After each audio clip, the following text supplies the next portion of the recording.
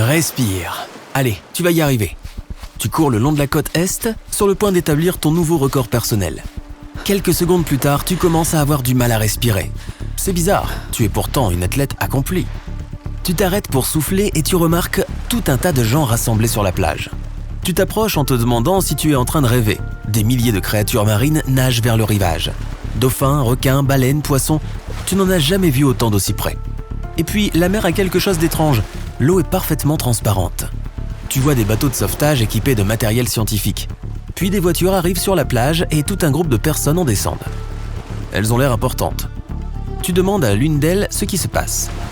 On te dit que l'océan se trouve soudainement à court d'oxygène. Normalement, l'oxygène pénètre dans l'océan de deux façons. Avec l'air à la surface de l'océan et grâce à la photosynthèse. L'herbe, les arbres et les plantes absorbent le dioxyde de carbone que nous expirons. Ils le convertissent en oxygène en utilisant l'énergie du soleil. C'est la photosynthèse. L'océan puise sa part d'oxygène dans les algues, les micro-organismes et le plancton qui flottent dans les couches supérieures de l'eau. Ceux-ci rejettent d'énormes quantités d'oxygène dans l'eau, ce qui permet à la vie marine de se perpétuer. Plus d'oxygène, plus d'algues. Plus d'algues, plus d'oxygène. La boucle du désastre est bouclée. Voilà pourquoi l'eau est transparente. Des milliers de poissons se rapprochent du rivage dans l'espoir de pouvoir y respirer. Les plages sont fermées. C'est la folie. Même les monstres des profondeurs sont venus. D'énormes calamars, des poissons grenouilles et des crabes gigantesques. Tu les vois dans tout l'eau cristalline, des millions d'animaux marins qui se battent, s'affolent, créant un véritable chaos. Il n'y a pas que les poissons qui sont en difficulté. En venant à manquer d'oxygène, l'océan s'est adapté. Il le puise à présent davantage des terres. Voilà pourquoi tu as soudainement eu du mal à respirer profondément.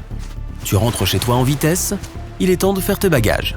La ville dans laquelle tu vis n'est pas très verte et elle se trouve en bord de mer. Tu dois t'éloigner de l'eau, partir t'installer plus près d'une forêt ou d'une jungle. C'est là que se trouve l'oxygène. Pendant que tu fais tes valises, tu entends à la télévision que l'oxygène a disparu de tous les océans et de toutes les mers. Il n'y a presque plus aucune vie dans les déserts. Le désert du Namib se trouve sur la côte de l'Atlantique qui touche aussi le Sahara. Ces déserts tirent presque tout leur oxygène de l'eau, des océans, car les plantes y sont quasiment absentes. Et quand il fait chaud, il y a moins d'oxygène dans l'air. Triple problème. Tu n'aurais jamais pensé voir ça un jour à la télévision. Des scientifiques marchant dans le désert avec des bouteilles d'oxygène. Finalement, on n'est pas si mal ici. En sortant faire une petite promenade, tu ne ressens pas tout de suite le manque d'oxygène. Mais il y a quelque chose d'étrange dans la ville. Les gens sont stressés. De nombreuses personnes sont en train de charger leur voiture pour partir. Il y a un énorme embouteillage sur l'autoroute. Tu ne pourras pas quitter la ville de sitôt. La nuit va tomber. Pendant quelques heures, les plantes et les arbres vont cesser de produire de l'oxygène. L'air commence à devenir plus lourd encore.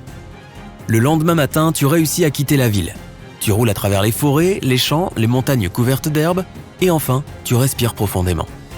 Les gens ne quittent pas les zones côtières uniquement parce qu'il y a moins d'oxygène. Les réserves de nourriture commencent elles aussi à se tarir.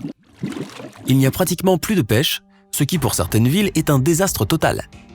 Les villes balnéaires se vident et la seule façon de partir est en voiture. Tu ne peux pas t'échapper en bateau si tu n'as pas de bouteille d'oxygène à bord. Tu t'éloignes à toute vitesse de la côte et tu arrives dans une petite ville. La circulation y est terrible et tu te retrouves à nouveau bloqué.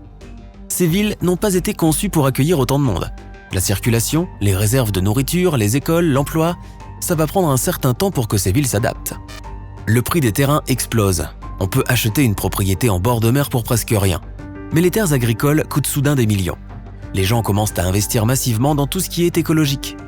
Le chômage grimpe en flèche, heureusement que tu as un peu d'économie. Mais même ici, à des kilomètres de la côte, on ressent encore le manque d'oxygène. Et les niveaux de dioxyde de carbone augmentent. Oh! Avant tout ça, les plantes et les microbes de l'océan transformaient le CO2 en oxygène. Maintenant, il s'accumule dans l'atmosphère. Les gens sont de plus en plus fatigués, ils se sentent déprimés, maussades. Mais le CO2 est bon pour les plantes. Elles croissent et produisent plus d'oxygène encore. Mais même si chaque plante fait des heures supplémentaires, cela ne suffit pas à rétablir l'équilibre sur la planète. Le prix des plantes d'intérieur augmente de plus en plus. Les gens les utilisent pour améliorer leur qualité de vie chez eux. Et ça marche.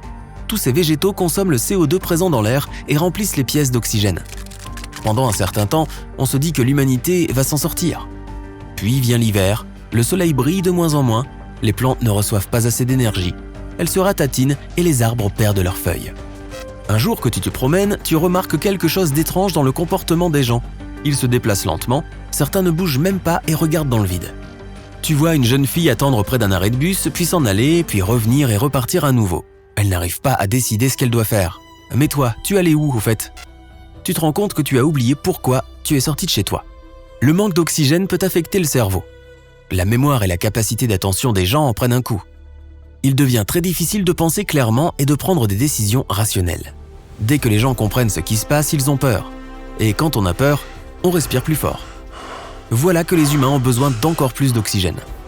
Tu as peur de sortir de chez toi. En regardant par la fenêtre, tu vois des gens fixer les façades de ton côté de la rue. Leur cerveau est tout embrumé. Ils n'arrivent pas à se souvenir où ils habitent. Les quelques semaines qui suivent sont difficiles, et puis une solution se présente. Pour apprendre à contrôler leur respiration, à consommer moins d'oxygène et à surmonter leur anxiété et leur stress, les gens commencent à s'intéresser sérieusement aux techniques de respiration et à la méditation. À présent, chaque jour, tu médites pendant 2 heures, tu surveilles ton souffle et tu prends davantage conscience du moment présent. Avec le temps, cela devient une habitude. L'anxiété due au manque d'oxygène disparaît. Maintenant, tu es tout simplement heureuse de pouvoir encore respirer le peu d'oxygène qu'il reste. Une fois que les gens se sont adaptés à leur nouvelle réalité, ils commencent à se poser des questions. Pourquoi avons-nous fui nos problèmes au lieu de les résoudre? Et c'est comme ça que ça commence. Les gens retournent dans les grandes villes dépeuplées. Ils démolissent les routes et plantent des arbres et des buissons. Ils transforment tout en jardins. Des jardins sur les toits, des jardins verticaux, des jardins de rue, des jardins dans les centres commerciaux, tout se transforme en jardin. Les voitures normales sont remplacées par des voitures électriques. La plupart des usines polluantes sont fermées. Le taux de dioxyde de carbone diminue considérablement, mais ce n'est pas encore suffisant. Les scientifiques essaient même d'injecter de l'oxygène liquide dans l'océan. Enfin, ils trouvent la solution. Ils développent et cultivent de nouveaux types de phytoplancton et d'algues capables de renouveler les nutriments dans l'océan et de relancer le cycle de la photosynthèse. On place les poissons dans des bassins artificiels pour les habituer à respirer dans un environnement où il y a moins d'oxygène. Une fois qu'ils se sont adaptés, on les remet dans l'océan. Les gens reconstruisent des routes mais plus vertes. Dans toutes les rues, il y a des arbres, de l'herbe, des jardins suspendus et beaucoup d'ombre. Les plantes continuent à pousser rapidement, car il y a encore beaucoup de CO2. Mais les gens n'essaient plus de contrôler leur croissance. Les bâtiments sont couverts de vignes. Les fleurs deviennent plus grandes. Les villes commencent à se fondre dans leur environnement et les forêts et les jungles apportent de grandes quantités d'air frais. La planète devient de plus en plus verte et les gens commencent à changer eux aussi. Tu es un peu en retard? Tu peux maintenant sortir de chez toi par une fenêtre de l'étage en marchant sur les branches. Certaines entreprises construisent des bureaux entiers dans les arbres. L'air de la ville est maintenant propre et rempli du parfum des fleurs. L'océan se renouvelle lui aussi. De nouvelles créatures voient le jour dans ses profondeurs, toute une faune capable de vivre sans oxygène.